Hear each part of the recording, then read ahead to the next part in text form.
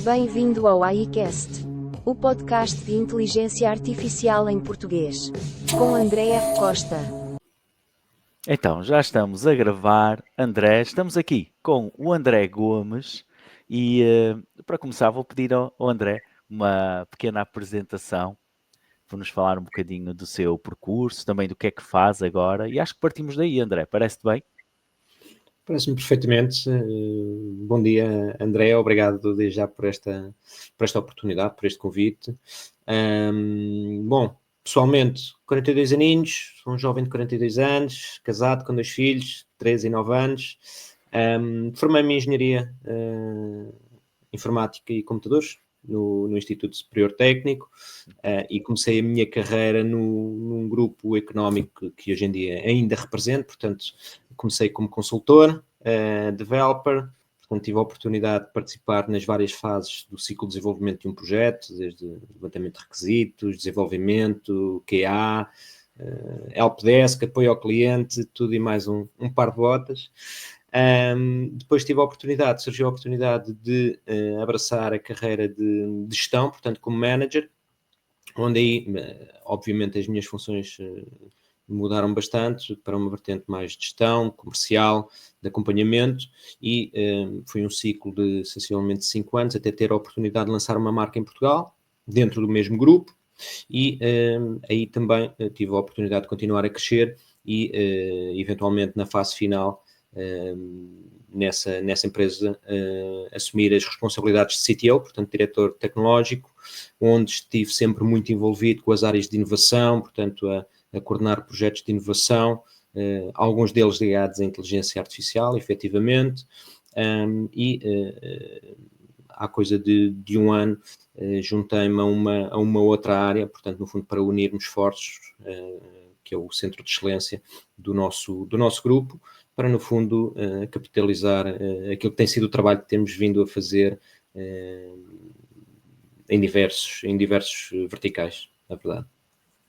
Boa, apesar da juventude e dos 42 aninhos apenas, já tens uma carreira... 40, desculpa, eu disse 42, mas até na minha idade já me engano, 40. Então temos a mesma idade. Boa. Apesar dos 40 anos, tens uma carreira espetacular e eu estava aqui a mostrar o teu LinkedIn. Deixa-me colocá-lo aqui novamente. Estava aqui a mostrar até o teu LinkedIn. Está espetacular, não é? Tens aqui um perfil espetacular e um percurso que fala por si. Eu cheguei à fala até ti através de uma formação que dei no grupo e através do Sérgio que nos pôs em contacto, Sérgio Bastos, que nos pôs em contacto a uma formação de inteligência artificial e ChatGPT que ao longo dos últimos 2 anos tenho dado no grupo Mongi, que é para quem não sabe, só para contextualizar aqui, tem aqui um objetivo que chama bastante a atenção e eu vou mostrar para termos aqui uma noção. O objetivo do grupo é 1 bilhão de euros em volume de negócios em tecnologia. Portanto, eu acho que este objetivo fala por si. Provavelmente muita gente na tecnologia conhece o grupo, mas para quem for assim de outras áreas e não conhecer, queres-nos falar um pouquinho do grupo Mongi e também para termos uma percepção da dimensão que estamos a falar? Uhum.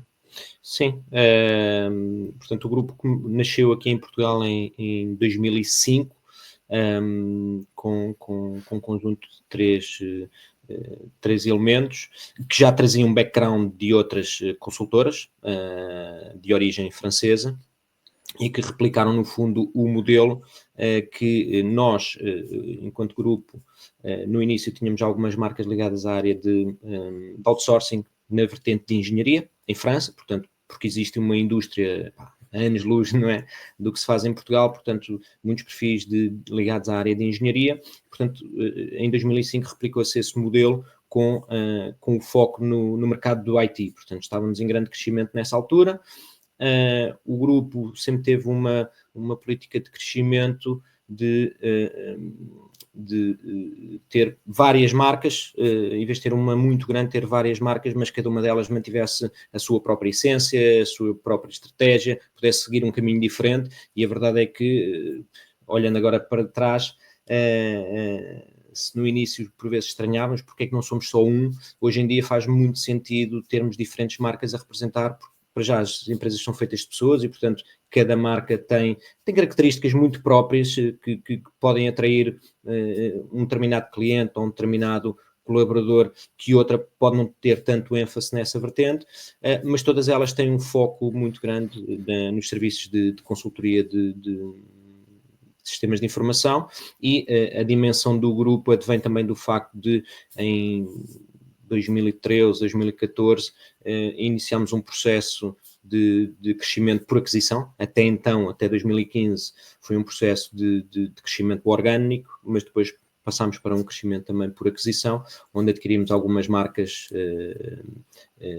que existem no mercado europeu, portanto é onde estamos presentes essencialmente, com escritórios, com filiais, com representações no mercado europeu, mas trabalhamos naturalmente para clientes nas diversas geografias.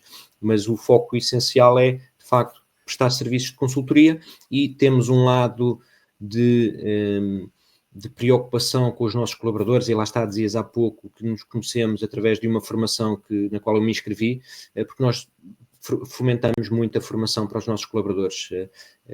Como em outras áreas, em tecnologia isso é muito notório, a evolução tem que ser constante. Dos profissionais que trabalham nesta área, temos que aprender constantemente coisas novas, estar atento àquilo que está a acontecer para não ficarmos desatualizados, e o Grupo Mundo GI tem uma aposta muito, muito forte, e não é à toa que o meu percurso também dentro do grupo tem tido esta evolução, da qual me orgulho, naturalmente.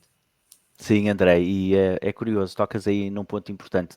Muitas empresas utilizam o chavão da formação e do crescimento, e toda a gente sabe que é importante investir nos colaboradores, mas a Mongi, e eu sei por experiência própria, não é talk the talk, é walk the walk, não é? E dar daqui também um shout-out ao Hélder Vitorino, que foi a pessoa que me contactou já há 2 anos, portanto não foi há 6 meses, se calhar quando já toda a gente falava de inteligência artificial, ou quando estava no hype, mas de facto já damos formação, já dou formação na Mongi, bem antes deste hype à volta do chat GPT, para ajudar, portanto, os diversos colaboradores das diversas áreas, desde gestão de projetos, à parte do design de produtos digitais, nesta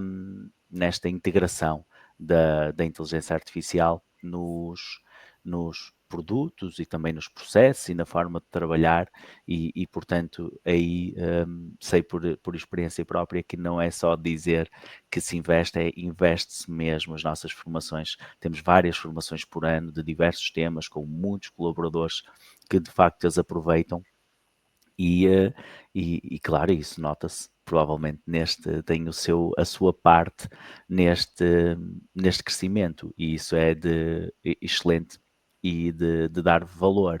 E não para por aqui, não é? Porque a nossa conversa até começou no início, aqui antes do final do ano 2024, portanto nós estamos aqui nas primeiras semanas de 2025, com um projeto espetacular. Eu vi um vídeo teu, enviaram-me um vídeo teu, onde tu fazias a apresentação deste novo projeto,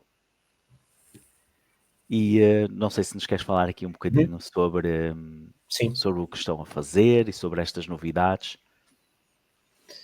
Portanto, nós, lá está, o ano passado, quando me juntei então à DXPark, portanto a marca dedicada aos serviços geridos, não é?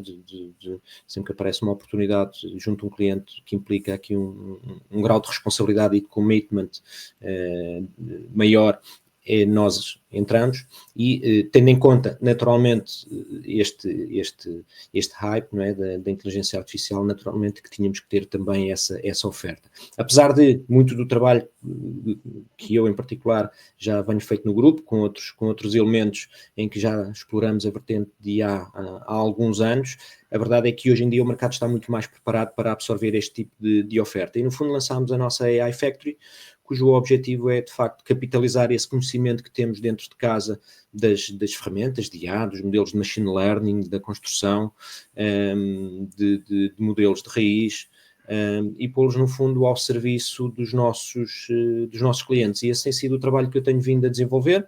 O foco é tanto nacional como internacional, portanto, aí nós não discriminamos ninguém e sentimos naturalmente que há algumas diferenças de andamento de empresa para empresa, portanto há empresas nas quais ainda há um processo de evangelização e tentar perceber de que forma se pode capacitar os colaboradores e os próprios processos das empresas para poderem incorporar e acomodar estas novas tecnologias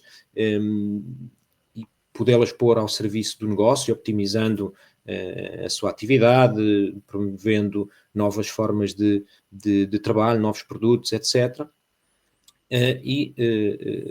Outras onde esse trabalho já foi feito previamente e, portanto, já é muito mais uma lógica de parceria hands-on e, portanto, seja no desenvolvimento e implementação de soluções de IA, sejam chatbots, sistemas de gestão de rotas, seja gestão de armazéns, enfim, são várias as iniciativas nas quais nós temos vindo a colaborar e, portanto, o objetivo a médio e longo prazo, não é? Naturalmente, é termos esta oferta cristalizada,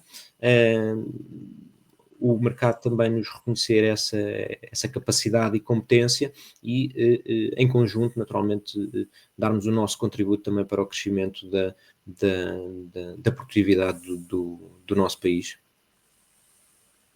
Boa, André, espetacular. E tens algum projeto que possas falar um pouco, mesmo que não sei se podes falar especificamente do cliente, mas algum projeto com IA que nos pudesses falar um bocadinho e também falar como é que surgiu, qual era o problema que o cliente tinha, de que forma é que se conseguiu utilizar a IA para resolver esse problema e melhorar a experiência do utilizador, a capacidade do sistema. Tens assim algum exemplo que tenhas trabalhado e que achasses e que tenhas achado entusiasmante? Sim, eu vou falar de um que por ser como uma entidade pública e tenho autorização para poder divulgá-lo e falar da entidade, boa. Que é o IPMA, o Instituto Português de Meteorologia e Atmosfera. É um trabalho que se iniciou, lá está, quando do lançamento da nossa área de inovação, da R&D. Portanto, nós queríamos fazer projetos na área de IA e, naturalmente, para se desenvolver, em particular dentro da vertente de Machine Learning, Deep Learning, e nós já tínhamos algum background a desenvolver protótipos, provas de conceito para, por exemplo, detecção da retinopatia, ou seja, a retinopatia, no fundo, é uma doença, não é, que pacientes com diabetes, tipicamente, ou com alguma probabilidade, podem ter problemas oculares. Portanto, há uma degradação gradual da acuidade visual. E na altura, isto já há coisa de 10 anos, nós percebemos que poderia ser interessante explorar essa vertente na área da saúde e desenvolvemos esse protótipo com base num dataset que na altura até encontramos no Kaggle, e uma das coisas que rapidamente percebemos, naturalmente, é para fazer bons algoritmos temos de ter bons dados, bons e em quantidade. Temos de ter grandes volumes de dados para tornar os algoritmos o mais accurate, não é? Mais precisos possível.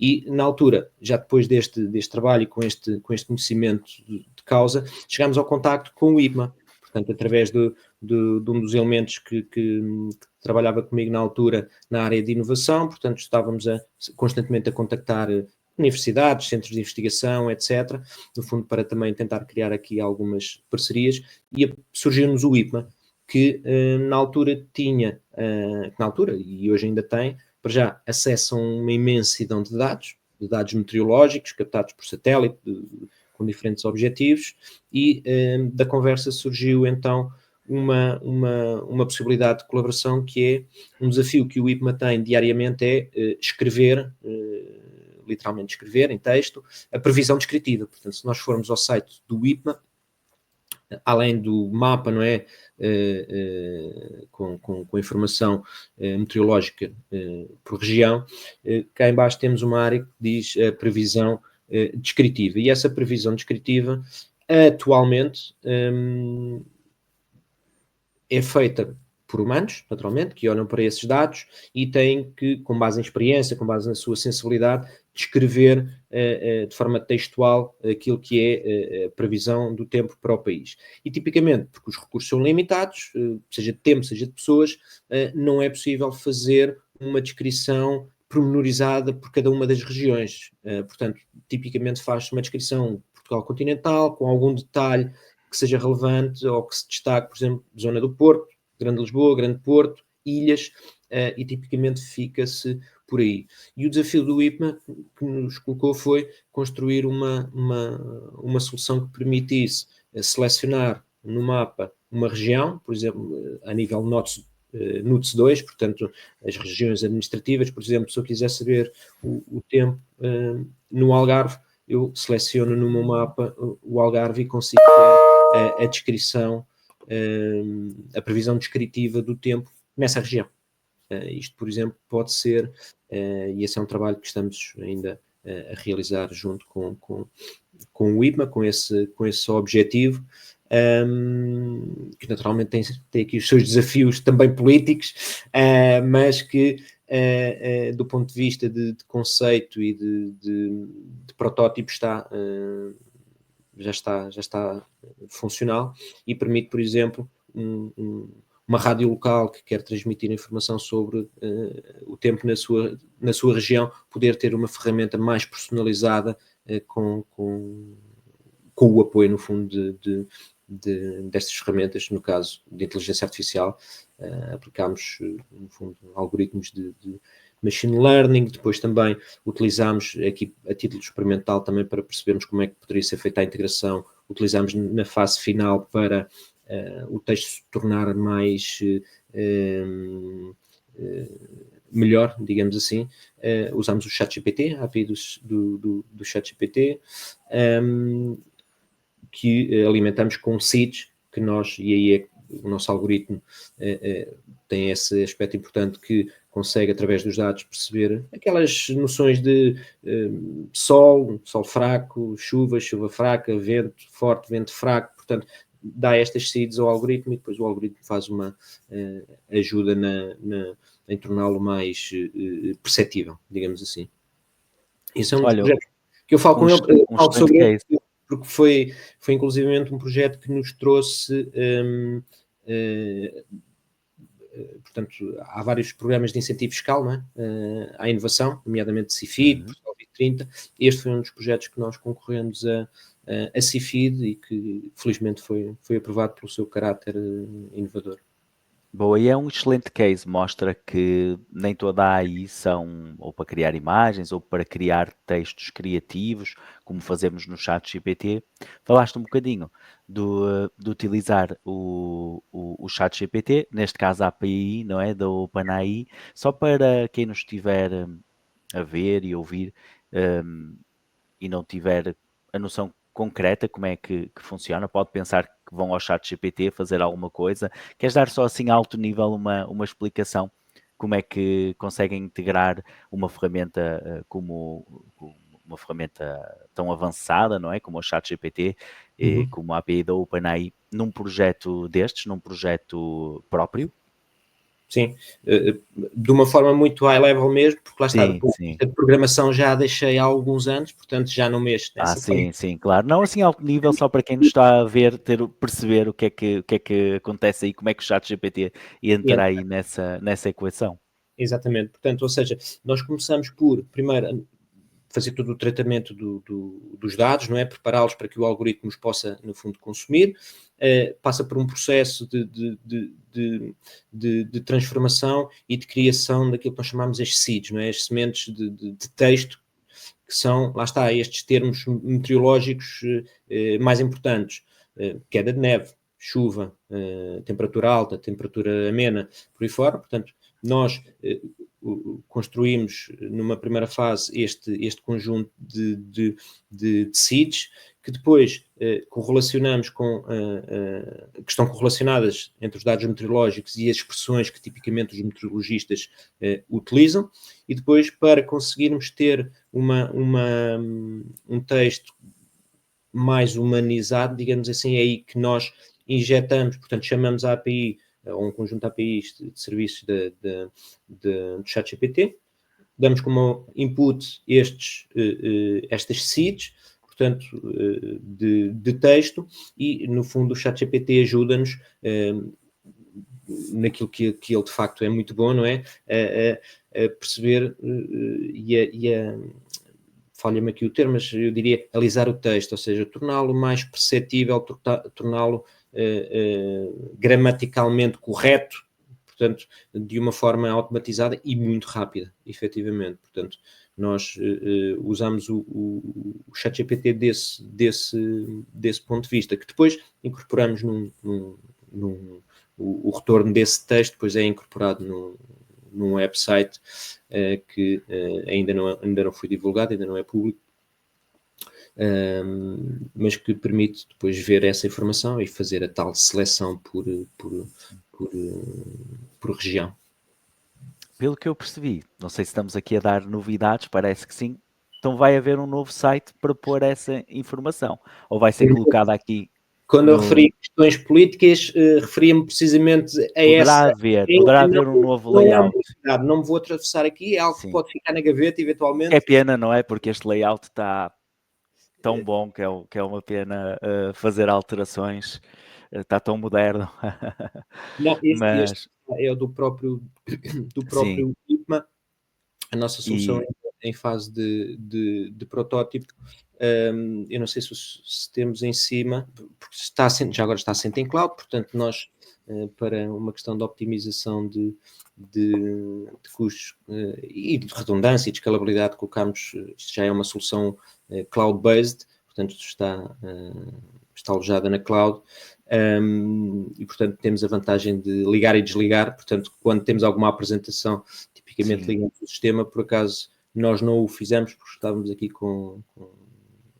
temos tido aqui algum problema com a API do IPMA, ou seja, porque nós também ligamos a uma API do IPMA para ir buscar esses dados, para ir buscar os dados. Com a frequência com que eles vão recebendo também via satélite. Portanto, no protótipo não temos ainda os dados a serem recolhidos em tempo real, que seria uma próxima fase de desenvolvimento. Temos no fundo dados com um lag de sensivelmente um par de horas, 4 horas, porque é a altura em que temos acesso a esses mesmos dados. Portanto, não me vou já atravessar novidade. Se houver, vai ser espetacular, porque de facto precisa, é um serviço essencial e um site que deve ter muitas visitas. Certamente merecia aqui um layout mais atual. E aposto que se vocês puderem pegar nisto, que vai ficar espetacular, que dentro de algum tempo, quando viermos aqui, que não vai ter nada a ver com isto. E isto leva-me até aqui para a próxima pergunta. Estava a pensar aqui como é que poderia encaixar neste projeto em específico, porque ele parecia e é bastante técnico, mas tem aí mesmo dentro da parte técnica algumas funções distintas, mas imaginando na maior parte dos projetos que possa haver este desenvolvimento da plataforma, onde vai ser mostrado o output daquilo que se pretende, do problema que é resolvido, e como aproveitando que estás na parte da gestão, quais seriam as profissões, as áreas que tu estarias a precisar ou que a empresa pode receber e que as pessoas que os nossos membros da comunidade Super-Humano e todos os entusiastas de tecnologia e não só, que podem e que devem apostar agora para os próximos 5 anos? Uhum.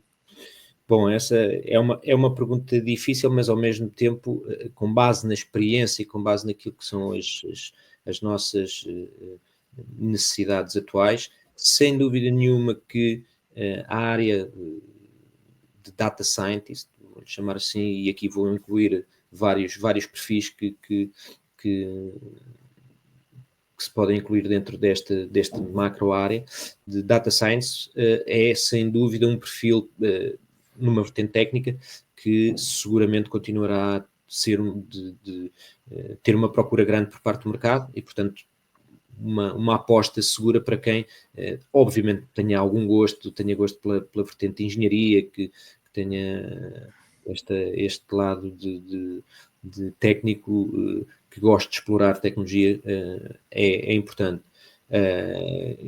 Estamos a caminhar, lá está, diria que estamos agora nos primeiros passos da democratização da inteligência artificial, não é? Empresas que se calhar aqui há 4, 5 anos atrás nem faziam ideia do termo em si ou do que é que já era possível tecnicamente se executar, que hoje em dia já estão a dar os seus primeiros passos e, portanto, com essa evolução, perfis como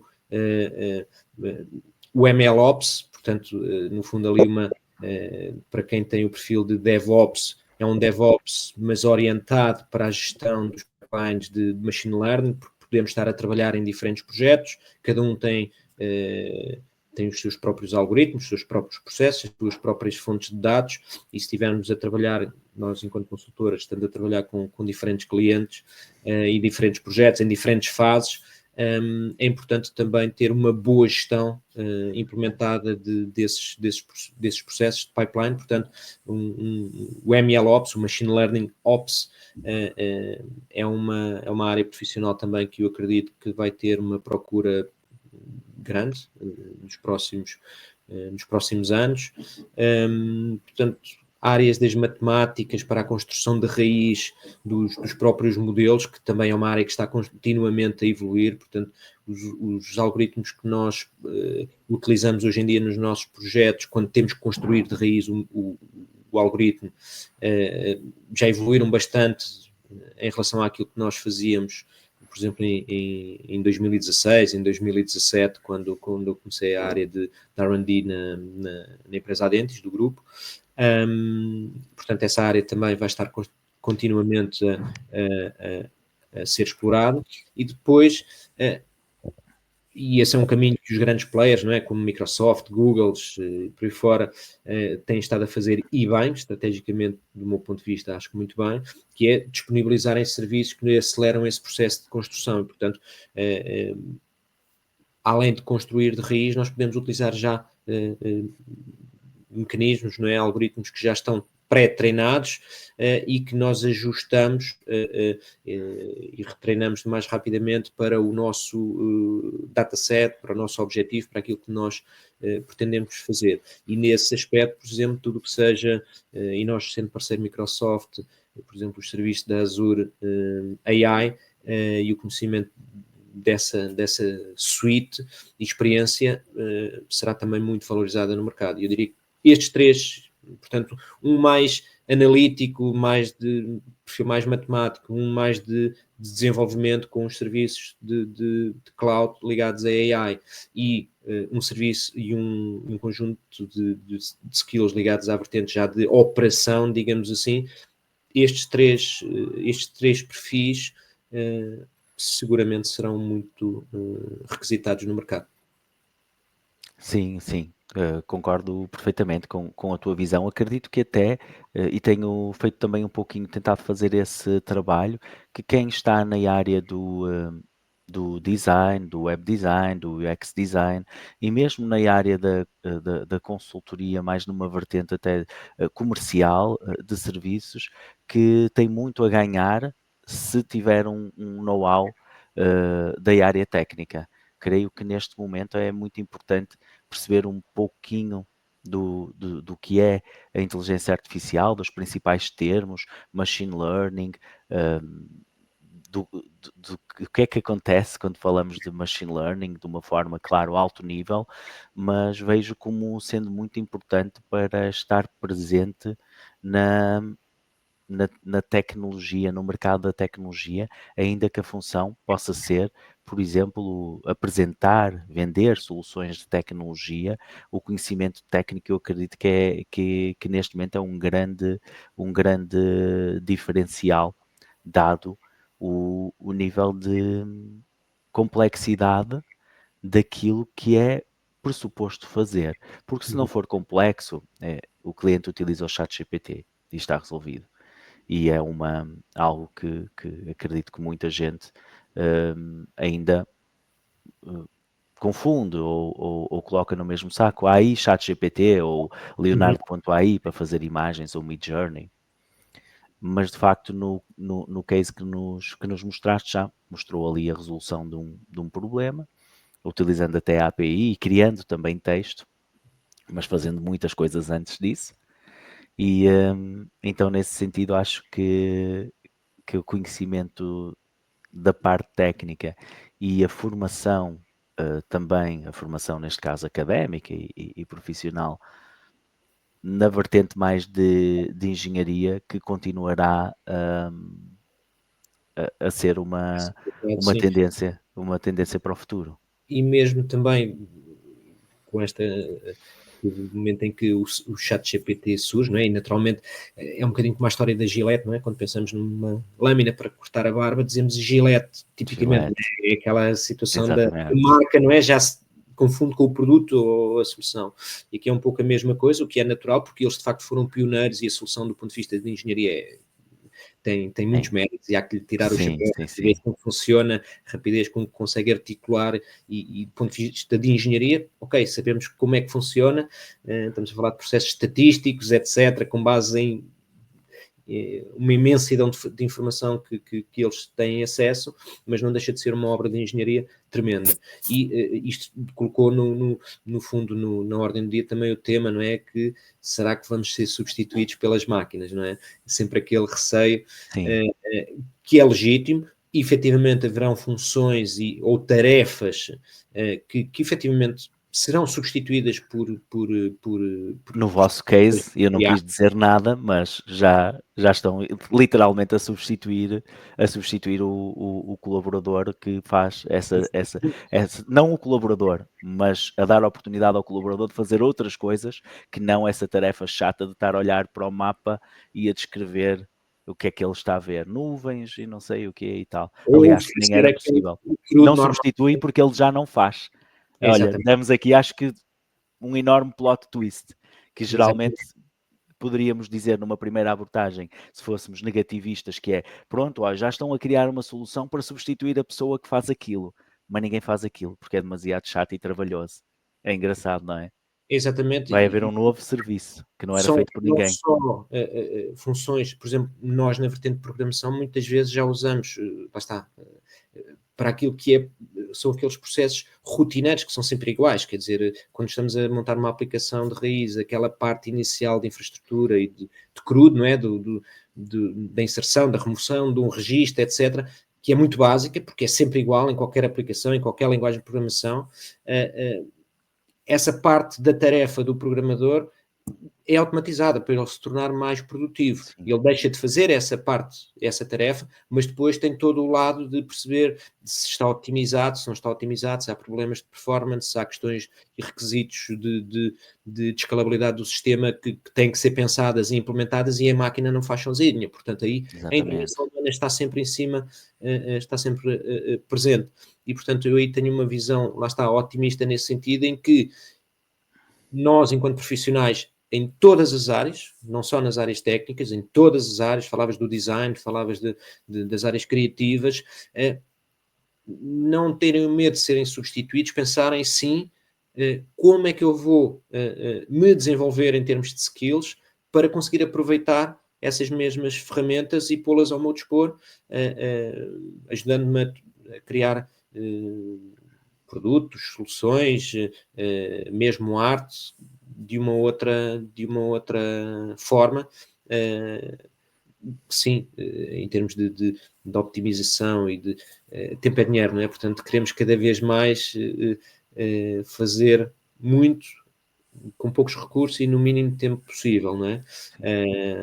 E coisas mais complexas também, não é? Porque nós já passamos por vários momentos em que o trabalho do developer foi facilitado com frameworks que criam um montão, uma estrutura espetacular, de uma forma mais simples, o Laravel no PHP, o Django, o Flask, ou seja, frameworks que facilitam muito o trabalho do programador, e quem programou há 30 anos vai dizer, isso não vale, isso faz tudo sozinho, não é? Porque fazia tudo de raiz antes.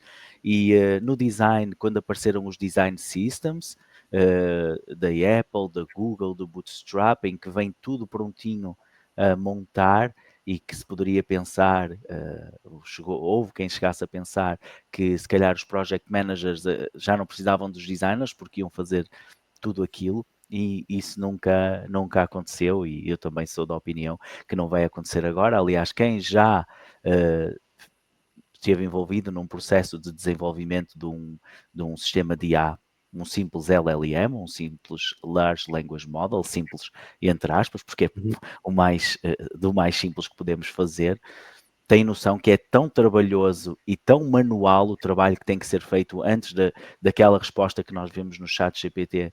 Está tanto trabalho manual dos desenvolvedores para chegar àquele ponto que ninguém fica com medo de não ter trabalho, porque é mesmo muito complexo e muito trabalhoso até chegar àquele ponto. Depois, claro, quem vê, aquilo parece tudo espetacular e muito Magia, simples, quase. mas basta montarmos, um exercício muito simples é montarmos um LLM com um bom open source e vermos a primeira resposta que o modelo simplesmente não nos consegue dar uma resposta correta e como nós pretendemos, se não houver muita otimização da parte do algoritmo. Ou seja, mesmo um bom modelo como o T5 da Google, sem uma estrutura, sem uma lógica, sem um trabalho, ele não faz nenhum milagre sequer a dar uma resposta às vezes simples. Portanto, também não me parece que consiga nesta fase, pelo menos, tirar o lugar aos developers, e acho que esse também não é o objetivo. Portanto, pelo menos Efetivamente, nesta fase. isso remete-me, e aqui recentemente li um livro que é o Poder e Previsão, que foi um livro que até foi considerado um best-seller, o melhor livro do ano em 2022 pela Forbes, em que os autores fazem uma analogia que eu concordo, em que comparam um pouquinho aquilo que foi a evolução e a descoberta da eletricidade até a eletricidade efetivamente ser democratizada e existir em todas as ruas ou espalhadas pelo mundo, entre se descobrir a tecnologia e a mesma de facto ser incorporada pela sociedade, foram algumas décadas entre uma coisa e outra, e eles fazem o paralelismo com aquilo que está a acontecer com a AI, e eu de certa forma concordo, ou seja, os mecanismos, já se fala de inteligência artificial efetivamente há 30 ou 40 anos, não é? Portanto, as bases técnicas, mas e agora começamos a dar os primeiros passos de implementar de forma realmente com valor para a sociedade, para as empresas, para as pessoas, e começam então a surgir estas ferramentas que nós temos vindo aqui a tocar, mas acredito que isto é o início, porque para efetivamente haver uma integração dos sistemas de IA nas empresas, vai ter que haver uma mudança que forçosamente tem que ser gradual, as pessoas têm que se ajustar e adaptar ao longo desse percurso, portanto não é uma coisa imediata, para que de facto esses sistemas possam ser incorporados em outros momentos do processo, não é? Dá-se o exemplo por exemplo, na parte de recrutamento ou na parte de avaliação de desempenho, se usa ou não esses sistemas. Naturalmente, com o tempo, serão maiores as aplicações desses sistemas, a incorporação, mas as empresas têm que se adaptar. Portanto, o modelo, em que momento é que, até onde é que eu posso delegar na máquina, e que não é, e é inócuo, portanto é uma questão só de optimizar, porque ter uma pessoa a fazer aquele trabalho era penoso, era chato, era pouco motivante para quem o faz, mas depois perceber, ok, até aqui a máquina é responsável, mas daqui para a frente há sempre uma decisão humana, há sempre um humano a intervir, e acho que essas características humanas continuam a nos distinguir das máquinas durante muito tempo. Pelo menos não Sim, tenho uma visão muito apocalíptica com o conhecimento que tenho da tecnologia de hoje, que é fantástico, que é, de facto, nós vemos, pensarmos num chat GPT aqui há 10 anos, de facto, diríamos, dificilmente vai aparecer uma coisa dessas sim. tão cedo. E a verdade é que já existe, não é? Um Midjourney, para criar imagens. É incrível. Mas lá está. Podemos apontar sempre defeitos, porque lá está, porque tem defeitos, porque vai gerar mãos com 5 dedos, vai gerar objetos que se calhar para o humano não fazem sentido, mas a máquina sozinha criar, no fundo, aquela imagem, já tem aqui Sim, um quê de inovação que pode ser aplicada em diferentes setores, em diferentes atividades, em diferentes tarefas. sim. E por falar em características, André, o teu percurso é singular e nós temos muitas vezes na comunidade alguns jovens e menos jovens, temos tido pessoas com acima dos 50 a tirar os cursos, a querer aprender mais, a sair de áreas que neste momento têm menos saída para a área tecnológica, a fazerem esta reconversão, vamos chamar assim, há um termo para isto, mas a reconversão profissional. Características é que achas que é preciso ter e que tiveste ao longo destes últimos 20 anos, ou 15 anos, talvez, desde que concluíste a licenciatura, até conseguires encontrar uma oportunidade de emprego, porque para ter um bom emprego primeiro tem que se encontrar e conseguir arranjar um emprego e até chegares ao topo de uma empresa global que tem como objetivo faturar 1 bilhão de euros em 2025, características é que é preciso ter? É uma boa pergunta, e agora fizeste-me lembrar dos meus tempos de coach, ou seja, em que eu formava também outros elementos para fazerem a parte de gestão, e uma das coisas que eu sempre lhes disse e que valorizava, no fundo, nos profissionais com quem queria trabalhar é 70% de um profissional é atitude, 30% é competência técnica. Ou seja, a competência técnica nós aprendemos, adquirimos. A atitude e a postura de não sei, mas isso não é um problema, vou aprender. Tenho disponibilidade para, tenho motivação para, tenho sou capaz de me motivar para atingir um determinado objetivo e dando passos concretos sempre no sentido de atingir esse objetivo maior. E, portanto, aquilo que eu efetivamente sinto que no meu percurso foi importante foi essa capacidade de eu não sei tudo, eu costumo dizer muitas vezes sou um especialista de generalidades, não sou propriamente especialista em algo concreto, mas porque sou uma pessoa curiosa e ambiciosa, sempre procurei mais conhecimento, lá está, mais formação, apesar de já trabalhar com o ChatGPT, fiz questão de, está aqui uma formação de alguém que se especializou nisto ou que saberá seguramente mais do que isso, e participei na tua formação, onde aprendi e tive ali alguns inputs muito, muito interessantes. Portanto, acho que a curiosidade, capacidade de adaptação, não termos medo de... eu sei que a expressão é um bocado batida, mas não é sair da zona de conforto, mas é alargar a nossa zona de conforto. Ou seja, eu não estou confortável com determinadas tarefas ou com determinadas, ou se calhar trabalhar com ferramentas tecnológicas não são bem a minha cena, mas se eu olho à minha volta e o mundo mudou e as empresas procuram competências nestas áreas, procuram porque são necessárias, não é? Porque são úteis, porque nos ajudam a fazer mais e melhor, cabe-me a mim ter esse espírito de abertura, capacidade de adaptação, não ter medo de ficar agarrado à forma como trabalhávamos no passado e constantemente procurarmos melhorar as nossas competências e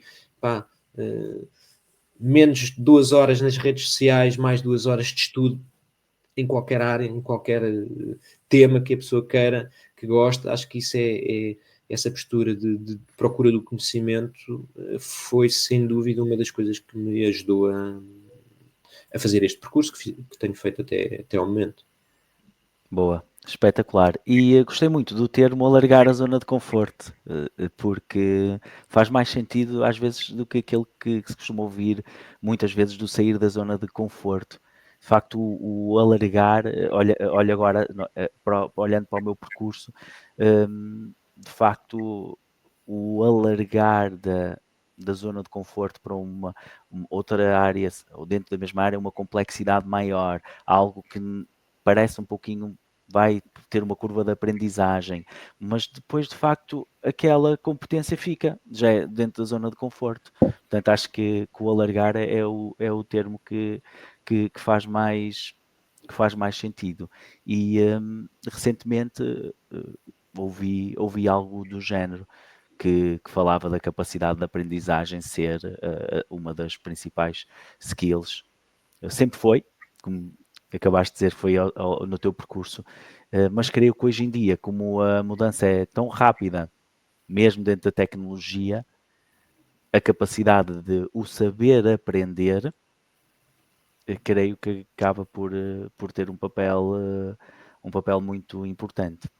Fundamental, sim. E quando essa capacidade não é essa capacidade de aprendizagem e a ambição, quando não é suficiente, ou seja, quando surge alguma coisa no nosso caminho, na nossa carreira,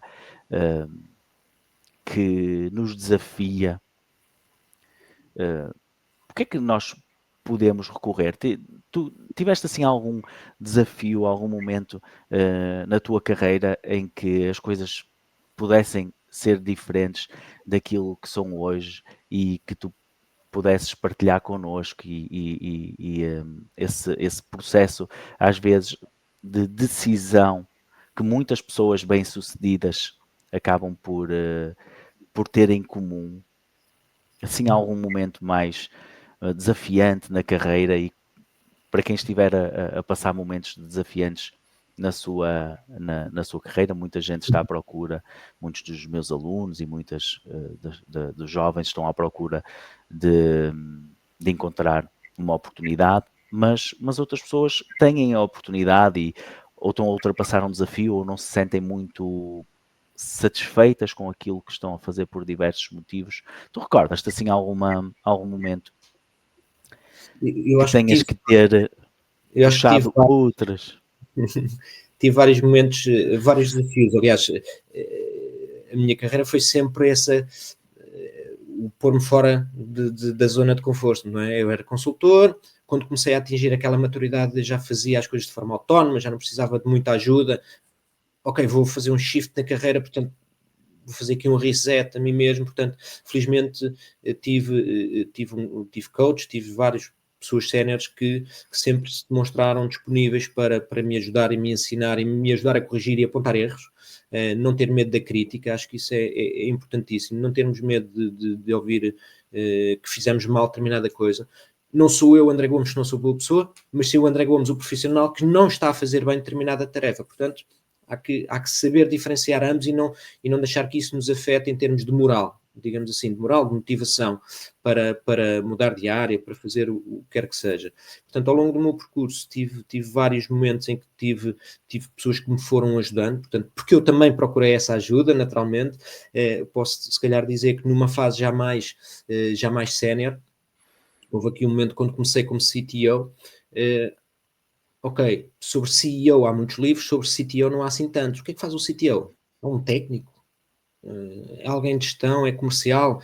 Senti-me ali um período de bastante a navegar na maionese, passa a expressão, portanto, ali perdido, e aí, por exemplo, pedi ajuda a uma coach com quem trabalho, a Carol Palombini, por exemplo, que sendo alguém de fora, portanto, me foi colocando questões que eu não estava, na altura, preparado para responder, mas que me ficaram a maturar na minha cabeça e que me ajudaram progressivamente a reorganizar o meu caminho. Portanto, foi, por exemplo, bastante importante para o momento em que estou hoje, essa altura de pedir ajuda, no caso, a uma coach. A questão também mesmo do ponto de vista de psicologia, ter apoio, se a pessoa se sente do ponto de vista pessoal que há temas que não estão tão bem resolvidos, não ter problema nenhum em arrumá-los, porque uma pessoa se sentir bem resolvida mentalmente, e todos nós temos as nossas cruzes, não é? Todos nós temos o nosso background, os nossos temas que nos causam dificuldades, que depois transferem para diferentes esferas da nossa vida, nomeadamente a profissional. Esse, por exemplo, também é uma ajuda, que no caso do grupo, que tem uma área também de apoio na parte psicológica, de nutrição, além da formação que falávamos há pouco, essas ajudas, por exemplo, foram importantíssimas para eu conseguir, nos momentos em que sentia maior dificuldade ou não sabia muito bem qual o caminho a seguir, porque é importante nós termos objetivos que queiramos atingir e podemos não saber exatamente como vamos lá chegar, mas começar a trilhar, a trabalhar quais são os 2, 3 passos que eu vou dar agora no início que me aproximam desse objetivo, e ter sempre algo, quando o nosso objetivo, quando não está bem claro na nossa mente, é mais difícil nós canalizarmos a nossa energia para atingir o que quer que seja. Portanto, aí lá está, eu diria que quando sentirmos isso, ajuda. E ajuda pode ser ver um podcast sobre aquilo que me preocupa, aquilo que eu quero trabalhar, aquilo que eu quero desenvolver. Eu, por exemplo, no início também, quando foi o shift de consultor para manager, senti uma grande necessidade de melhorar a minha capacidade de comunicação.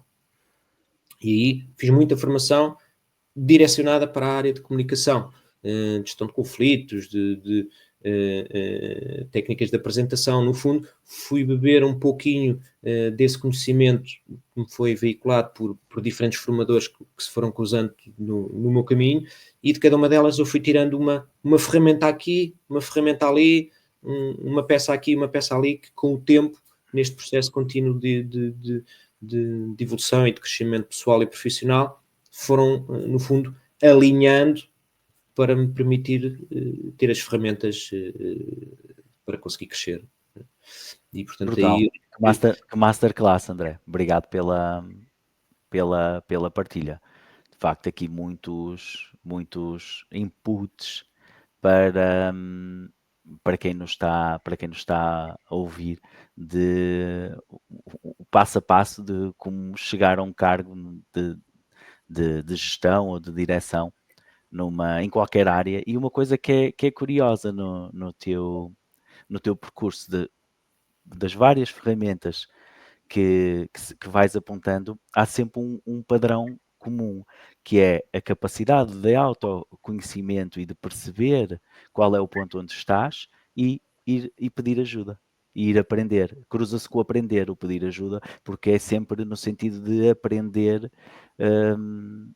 aprender alguma coisa. E acho que esse padrão faz parte, podemos vê-lo em de facto muitos líderes muito bem sucedidos, que têm essa capacidade de sistematicamente ir aprender, pedir ajuda, ir aprender, e depois quando nós olhamos, vemos aquela pessoa a falar e vemos a pessoa comunica bem, tem um dom nato para a comunicação, percebe imenso de tecnologia, percebe daquilo, aquela pessoa é incrível. E está aí o resultado, não é? Um conjunto de anos a aprender, que depois quem vê pode achar que é quase um dom, não é? Aquela pessoa é incrível, mas de facto é incrível porque está há 15 anos a aprender, não é?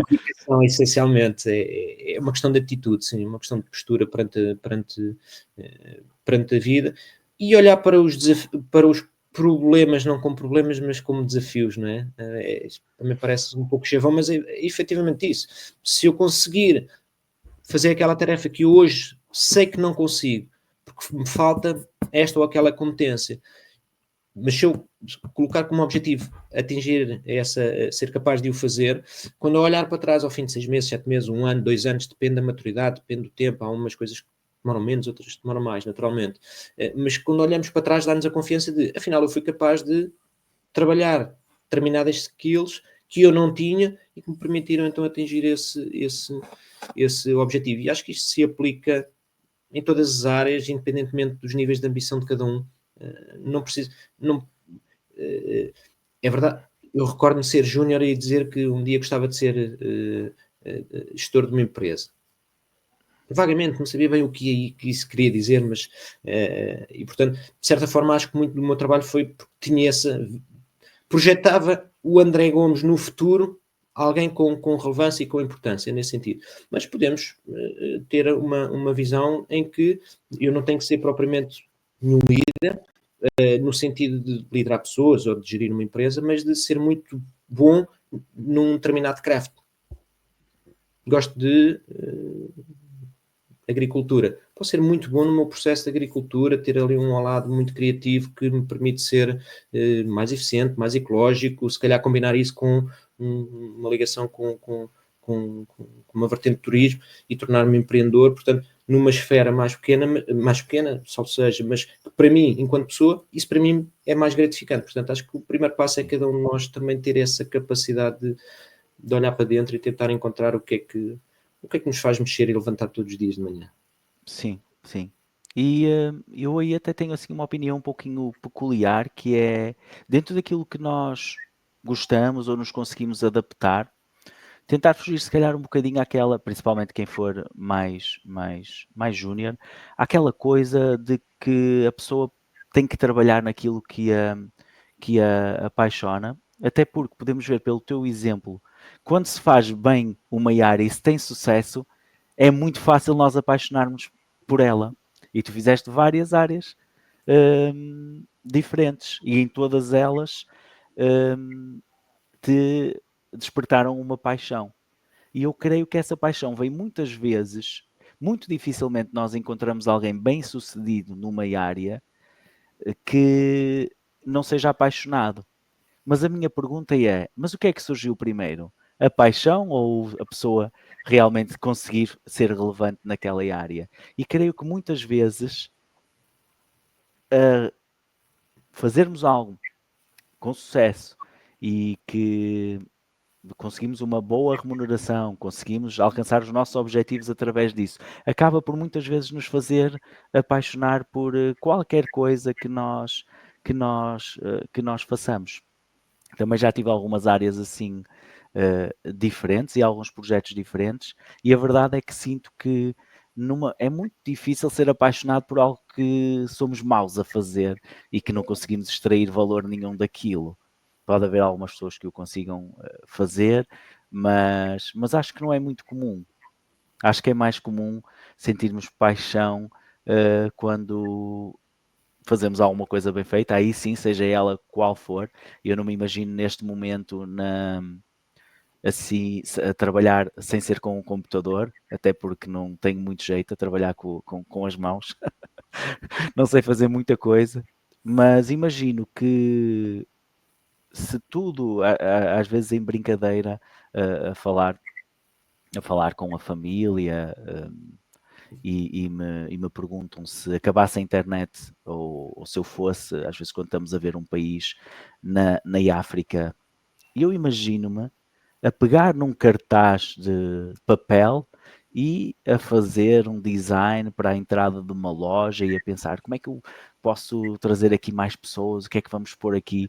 Então eu imagino que num instantinho, quando nós começamos a fazer algo bem feito e depois ainda por cima a ver o impacto que está a ter na vida das pessoas, eu acho que nos podemos apaixonar rapidamente. E digo isto para quem achar que a área técnica que não é para si ou que não tem muito jeito para programar ou para trabalhar assim numa área mais técnica, eu tenho a convicção que se a pessoa ultrapassar aquela parte em que é má, em que somos maus e que é muito chato, todos nós já passamos por isso quando começámos. Estavas a falar da tua experiência, não é? É muito chato ser mau a fazer alguma coisa. No início, não é Ao difícil. início, é muito chato, é muito Nem olhar sabemos para o nosso como trabalho, saber. olhar para o nosso trabalho e ter tido tanto esforço e olhar e isto não está mesmo. Estamos a olhar para os exemplos que queremos alcançar, mas ultrapassando essa fase, eu passei por isso na programação, na área técnica, passando essa fase, ainda hoje passo. Não sou um programador nato dentro dos meus colegas, lembro perfeitamente da faculdade, dentro dos colegas que levavam aquilo a sério. Os outros eram bastante melhores, eu demorava mais tempo, tinha que me esforçar mais, mas chegava lá.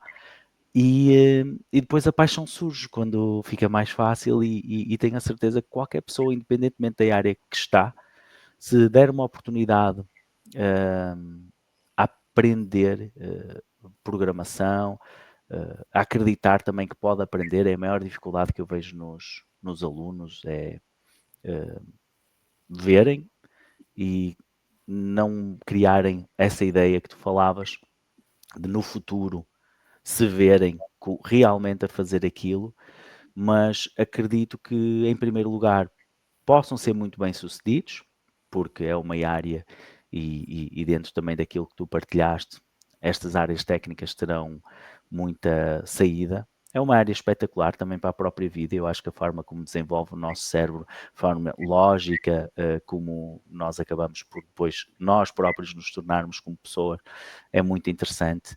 E acredito que toda a gente, praticamente toda a gente, tem capacidades para o fazer mais depressa ou mais devagar, claro. E por falar em desafios bem-sucedidos, sim, Agora, sim, só André. terminar, concordando integralmente com o que estás a dizer, fruto da minha experiência, que lá está, que também estive envolvido em academias, principalmente numa altura do mercado aqui há uns anos, onde de facto houve uma necessidade, houve um crescimento aqui em Portugal muito grande, com muitas empresas a virem montar centros de competência aqui em Portugal, começou-se rapidamente a sentir a falta de profissionais na área. E então começámos a assistir a um movimento e eu participei em particular porque fui coordenador de várias academias, em que o objetivo era efetivamente reconverter tecnicamente, profissionalmente, profissionais, portanto pessoas que vinham de diferentes áreas, de biomédica, de ambiente. Eu tenho vários exemplos de colegas mais júniores, menos júniores, que passaram pelas nossas academias e que tiveram essa fase inicial de dificuldade, mas que depois, quando se tornaram bons e competentes, lá está. Tenho exemplos vários de colegas que lá está, vieram de engenharia do ambiente, passaram pela nossa academia, trilharam o caminho das pedras, bateram muito com a cabeça, mas sei que alguns deles já são inclusivamente team leaders nos clientes onde estão, nas empresas onde estão, portanto houve esse crescimento e como tu dizes muito bem, acho que é o que é que surge primeiro, se é a paixão ou se é já eu ser capaz de me ver a fazer algo. Eu acho que muitas vezes é experimentarmos, temos a oportunidade, seguir um bocadinho go on the flow, não é? A oportunidade de ser manager surgiu, eu agarrei, se não tivesse surgido, se calhar não estaríamos a ter esta conversa aqui hoje, portanto, se eu gostava ou não, eu não sabia, eu não conhecia, portanto, eu não tinha já a priori essa paixão, mas comecei a fazer, dei tempo ao tempo de ultrapassar essas dificuldades, essa resiliência, não é? Essa capacidade de, pá, isto está a ser difícil, mas não vou já desistir, não vou já tirar a toalha ao chão, e depois há um momento em que parece que, eureka, não é? Afinal isto já me faz sentido na minha cabeça, e depois a partir daí começas a gostar naturalmente, e depois já fazes com gosto, já começas a ser muito mais produtivo nesse aspecto. Portanto, aí sim, 100% de acordo com o que dizias. Sim, faz todo sentido. E se estamos aqui a aproximar da fase final, também não te quero tomar muito tempo e não te agradeci no início, mas tenho-te agradecer estares aqui a um sábado e dedicares um bocadinho da tua ocupadíssima agenda e do pouco tempo que deves ter em casa e estares a partilhar, a dar esta partilha. Vou fazer assim uma última pergunta. Acredito que esse momento em que reconverteste profissionais e que os vês como team leader, também a forma como tu disseste, nota-se que é algo que te orgulha.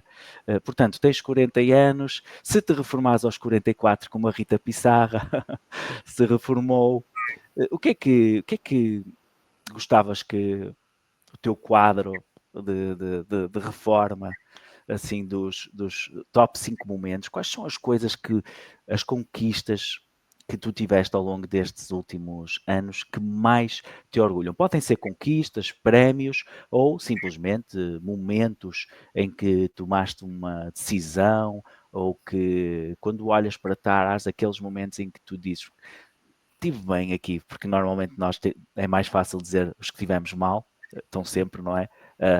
A tentar fazer-se lembrar, mas quando fazemos aquele esforço consciente de, de ver os momentos em que estivemos bem, quais seriam assim as coisas que mais te orgulharias da tua carreira?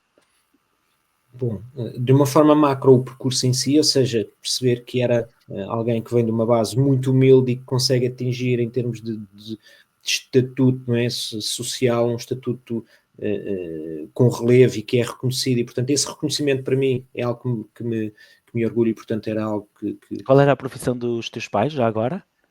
Portanto, a minha mãe é cozinheira, tem um pequeno restaurante em Lisboa, e o meu pai também trabalhava na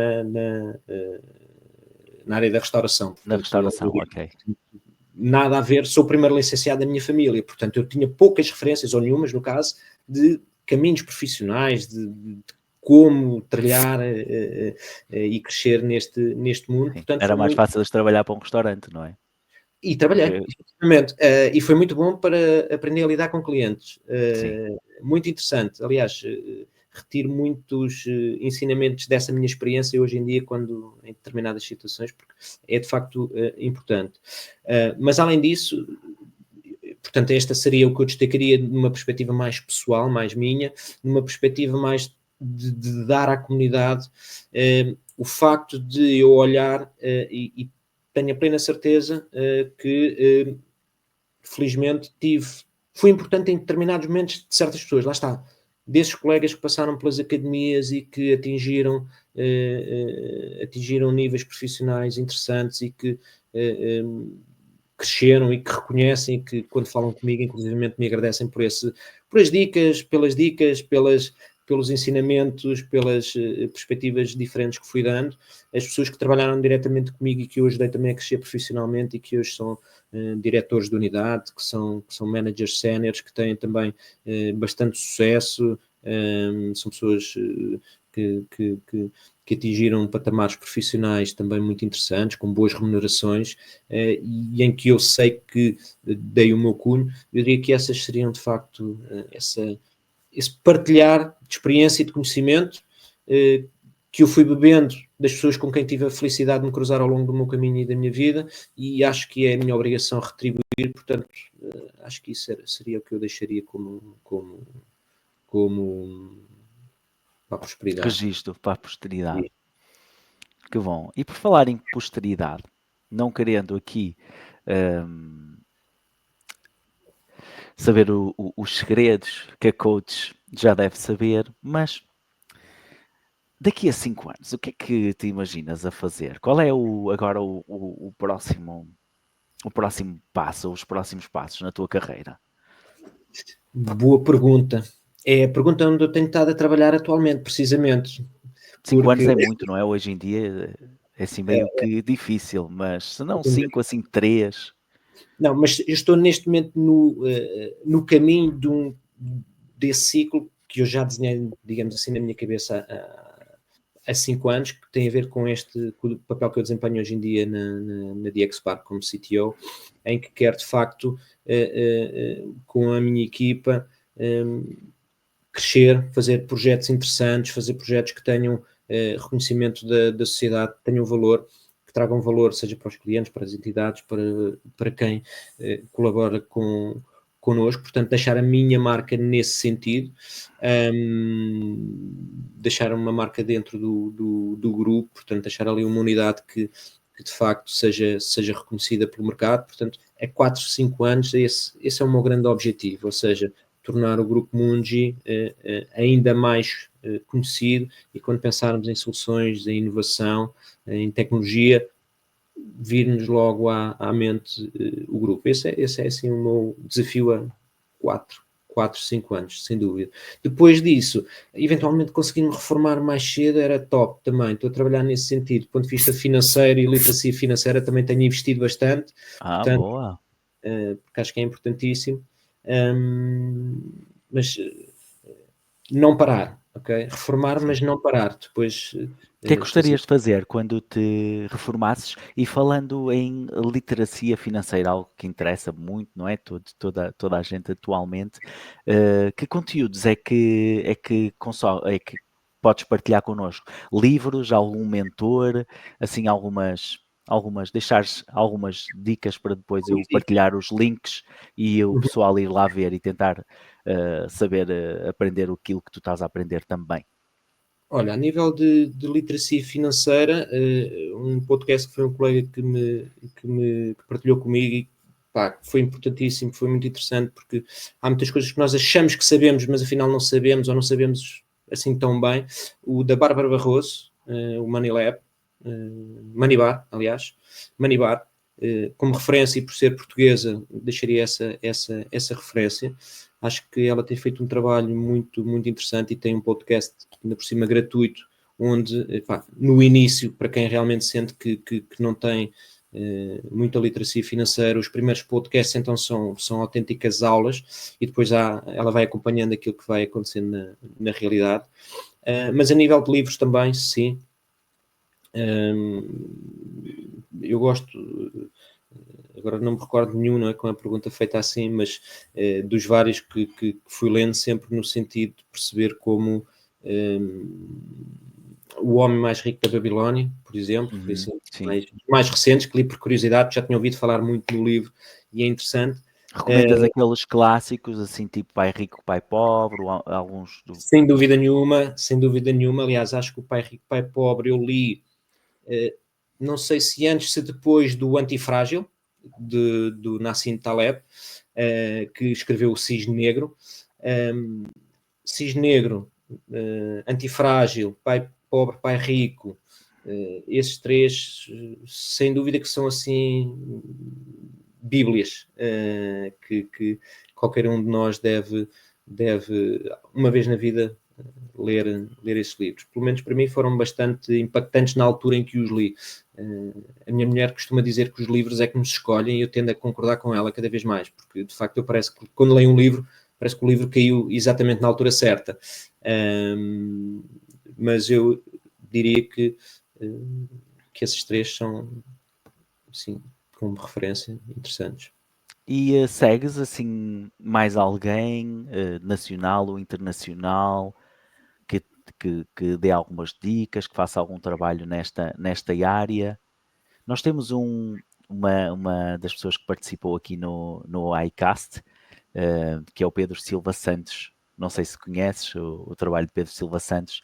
Ele tem uma comunidade que se chama Investir na Bolsa. Vou partilhar aqui. Pedro Silva Santos, que não é patrocinador do iCast, mas pode parecer que de alguma forma, eu falo quase sempre dele, porque de facto o trabalho dele é espetacular. Ele tem aqui este Investir na Bolsa, é uma comunidade onde ele partilha o que aprende, também com os seus mentores, e onde tem onde permite o acesso ao seu portfólio e a um ficheiro que ele tem com o valor intrínseco das empresas que ele calcula e que é a forma que lhe permite ver se a ação é cara ou se é barata, não é? Não pelo valor, muitas vezes, que ela parece ter, mas pela diferença entre o valor e o valor intrínseco daquela empresa. Então é um trabalho que eu ainda não estou a fazer. Eu faço parte da comunidade, mas não tenho conseguido o tempo nem a disponibilidade para o fazer, portanto vou demorar mais um bocadinho a reformar-me. Eu aproveito o período que passo no trânsito para esses momentos de ouvir algum podcast, lá está, o FIRE também, portanto, o Trading Coach, também sigo o Trading Coach, isto porque falaste aqui na parte de investimento em bolsa, o próprio Contas Poupança também, nacional, Ok, boa. também é interessante. para quem quer começar ou aprofundar os seus conhecimentos, acho que são bons pontos de partida. Depois há muitos conteúdos, efetivamente, mas o Investidor Inteligente, o podcast também do Investidor Inteligente, creio que é observador com a Casa de Investimentos, também é interessante, também é muito interessante os conteúdos aí, se calhar já para alguém já com alguma base de conhecimento, que já esteja a pensar em investir em investimentos. A forma como eles abordam os investimentos na Bolsa é também bastante interessante, e este que acabaste de referir também vou passar a seguir. Sim, também tem podcast. Tem podcast sobre diversos temas, e creio que até esta conversa seria um excelente pontapé de saída aqui, um argumento para trocar, para passar aqui os contactos entre ti e o Pedro, que eu acho que seria também muito interessante falarem um bocadinho, e quem sabe até fazerem aqui um podcast, também uma conversa onde podem falar sobre, se calhar com mais detalhe, esta questão financeira, esta questão da literacia financeira, que é muito importante e está totalmente dentro do tema, não é? E do interesse da comunidade de investir na Bolsa. Portanto, acho que pode ser aqui algo bem interessante. Para investir na Bolsa é preciso ter algum dinheiro, há muita coisa que se lhe diga, não é aqui o nosso tópico principal, mas sem dúvida que é preciso, diria eu, não sendo a minha área, que é preciso ganhar um pouquinho mais do que aquilo que se gasta, para poder ter uma poupança, e preciso ter um ordenado relativamente razoável. Muitos jovens têm tido essa dificuldade, jovens e menos jovens, mas muitos jovens têm tido essa dificuldade. André, como é que aqui, com um jeito de recomendação final, como é que vês o mercado de trabalho, e de que forma pode um jovem hoje em dia, em que há tantos licenciados em tecnologia, conseguir um emprego numa consultora tecnológica, como o Grupo Mongi? Que recomendação final podias deixar para os jovens, os mais jovens que nos estejam a ouvir e que estejam à procura de uma primeira oportunidade de trabalho, ou podem estar a trabalhar também num restaurante ou numa loja de serviços, e que queiram fazer essa transição e começar um percurso de sucesso, potencialmente? Eu diria que se já tiverem na base formação em engenharia, o caminho estará seguramente facilitado, porque a procura existe e vai continuar a existir. Para quem não tem, não ter medo de eventualmente enveredar por uma área que não é o seu sonho, ou se calhar por onde está, sente que está mais talhado, mas aqui há, pelo menos a minha postura sempre foi muito pragmatismo. Se por ali o caminho é mais solarengo, porque é que eu vou pela chuva? Então vou tentar o caminho mais solarengo, mesmo que se calhar não seja o meu caminho preferido, e ter essa abertura de espírito para experimentar, se calhar trabalhar num setor que se calhar não me via a trabalhar neste setor, mas surgiu a oportunidade. Porque não? Agarrar a oportunidade, não desperdiçar as oportunidades que possam surgir, pôr-se a jeito, ou seja, ficarmos em casa fechados no nosso mundinho e no computador não vai ajudar. Sair, visitar mesmo fisicamente empresas, se tiver a oportunidade de ter uma entrevista com uma empresa, primar pela diferença e não pedir uma entrevista remota, mas uma entrevista presencial, porque a energia que se passa quando estamos presencialmente é muito diferente daquela que se passa remotamente, e Boa isso, dica. novas gerações que já vivem com o remoto por omissão, não se esqueçam que a geração que está a contratar, e aqui pode parecer um bocadinho retrógrada a falar, mas o lado humano é fundamental. Eu acho muito interessante este modelo híbrido, não é? De possibilidade de trabalhar uns dias em casa, uns dias no escritório, mas eu venho da realidade, não é? Em que o híbrido não existia escritório. As pessoas Exatamente. E, portanto, o momento do café, o momento da pausa para o almoço com os colegas era um momento em que muitas vezes se resolvem problemas, atritos que aparentemente surgiram, mas são mera falta de comunicação e que uma pessoa mais, com as guardas mais em baixo, num momento descontraído com o colega, se calhar consegue-lhe dizer que naquele momento sentiu algo que não o agradou, o outro justifica-se, percebem os dois que afinal foi só uma má comunicação e desentendimento e afinal não há ali tema nenhum e as coisas fluem, e portanto eu diria que o remoto é interessante, tem muitas vantagens ambientais inclusivamente e financeiras, mas no ponto de vista de progressão de carreira, 100% remoto dificulta este processo. O contacto com as pessoas é importante. Contacto presencial mesmo. Acho que é uma dica que eu deixo de potenciarem essa possibilidade, e se surgir uma oportunidade em que eu tenho que ir 4 dias para o escritório, força, agarrem a oportunidade. Se depois, do ponto de vista obviamente pessoal e de gestão pessoal, não for viável, claro, a pessoa pode sempre procurar depois outro caminho, mas 6 meses, 1 ano, numa oportunidade que nos traz alguma bagagem, seguramente nos vai dar ferramentas que depois nos podem abrir outras portas. Sim, olha, uma excelente dica, não muito consensual nem comum, portanto é excelente aqui. Acredito que muitas das pessoas ainda não tivessem ouvido tivessem ouvido o portfólio e tal, as coisas mais comuns.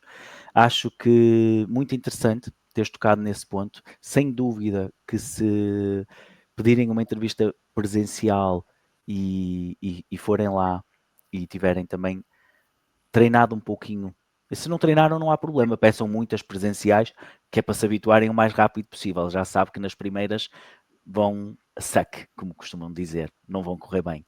Portanto, façam rapidamente as primeiras para passar às seguintes em que possam ser bons, porque provavelmente nas primeiras não vão ficar. Então, também é interessante, porque se conseguirem essa oportunidade, não acho que desvendaste aqui um grande segredo que a maior parte das pessoas poderia não ter noção, que é, se forem 4 dias ao escritório por semana e forem boas pessoas, provavelmente vão conseguir acelerar o processo de crescimento. Está comprovado, já houve estudos que mostraram isso, que quem está a trabalhar em remoto tem um desenvolvimento profissional menos acelerado, e é devido a isso. Porque, claro, então se as pessoas estão em contacto direto, confiam, criam laços, principalmente esses laços dão aso à confiança. A confiança é essencial É a base. no meio profissional. Vão gerar uma aceleração na carreira mais rápida. Portanto, quem disser que, pronto, antigamente também era mais fácil por causa disto e tal, ok, houve coisas que era mais fácil trabalhar em tecnologia antigamente, era do género, respiras, sabes programar, podes vir, começas amanhã. Já agora, depois diz como é que te chamas, não é? Porque as pessoas precisavam muito e haviam poucas pessoas que pudessem, mas está aí uma boa dica. Como hoje, também há coisas que podem ser mais fáceis se forem bem aproveitadas, e não há dúvida, tu és CTO, és de tecnologia e estás a falar aqui na questão pessoal. Eu trabalho com tecnologia e na próxima semana vou apresentar uma proposta, portanto, uma entrevista na minha área, não é? Apresentar uma proposta, um plano formativo, e vou pessoalmente e vou fazer 600 quilómetros. Portanto, não há desculpa para quem tiver uma entrevista em Braga, aqui do Porto, não fazer os 50 quilómetros. Se não tiver carro, Flixbus hoje em dia, é só ir à net, marcar. Não há dúvida que quando a pessoa estiver aqui neste podcast a contar a sua história, provavelmente vai começar assim. Vai começar por aquilo que tu falaste, fiz isto, fiz aquilo, distingui-me, fiz diferente.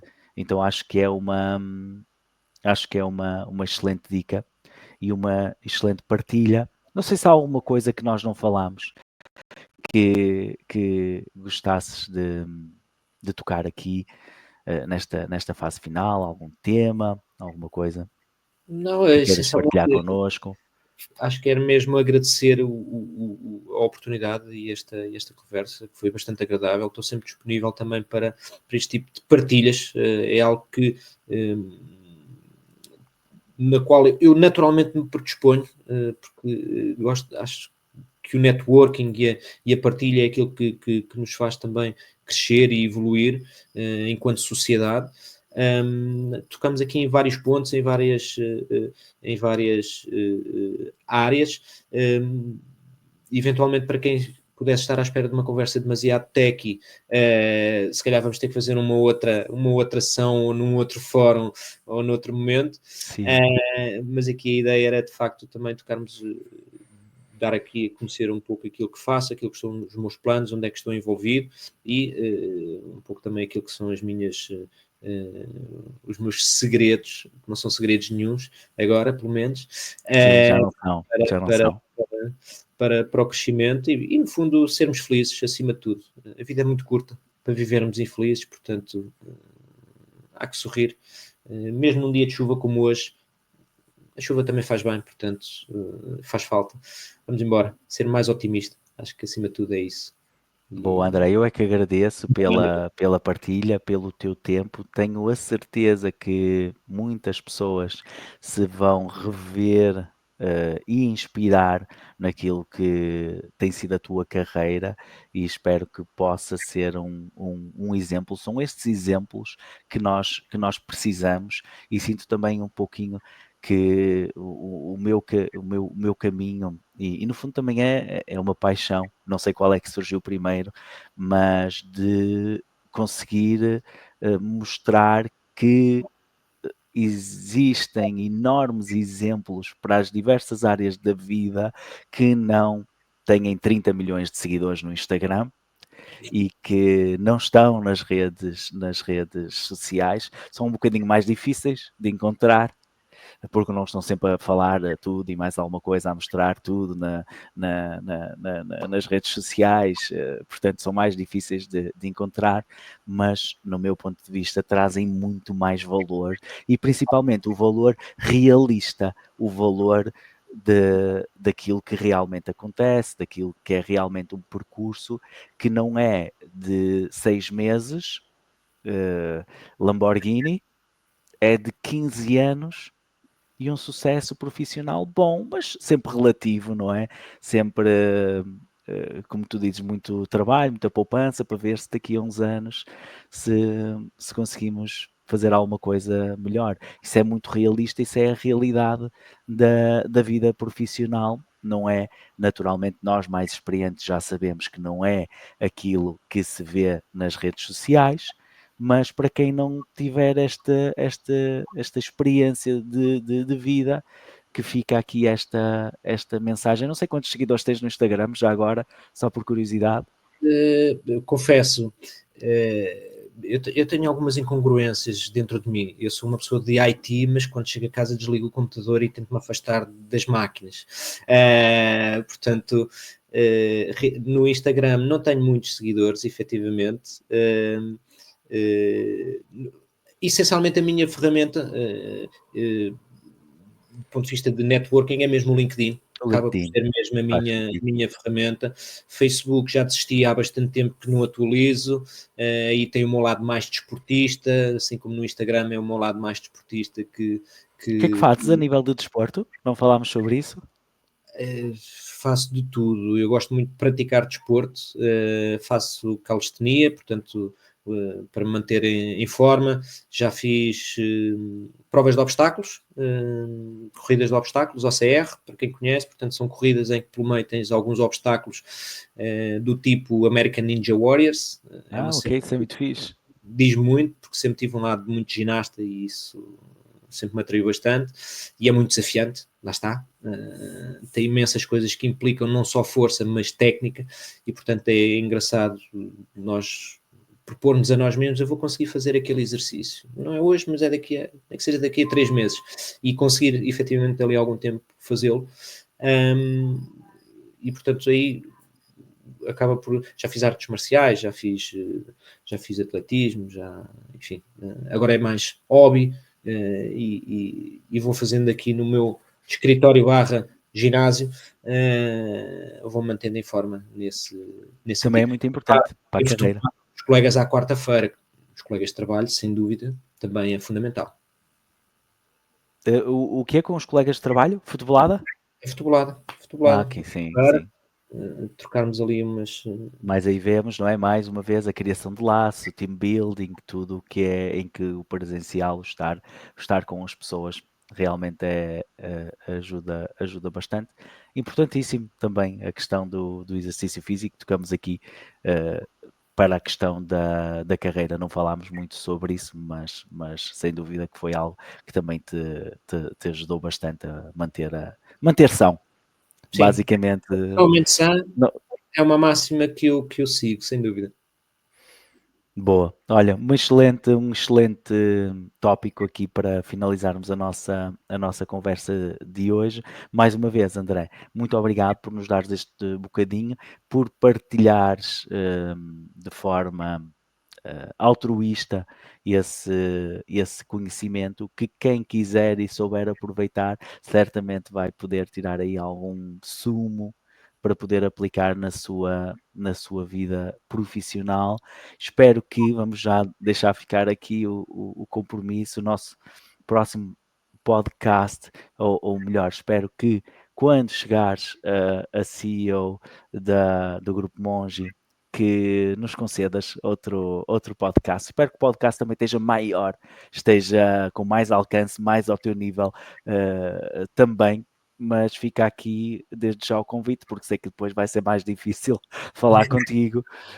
Portanto, fica já aqui a dica, ok?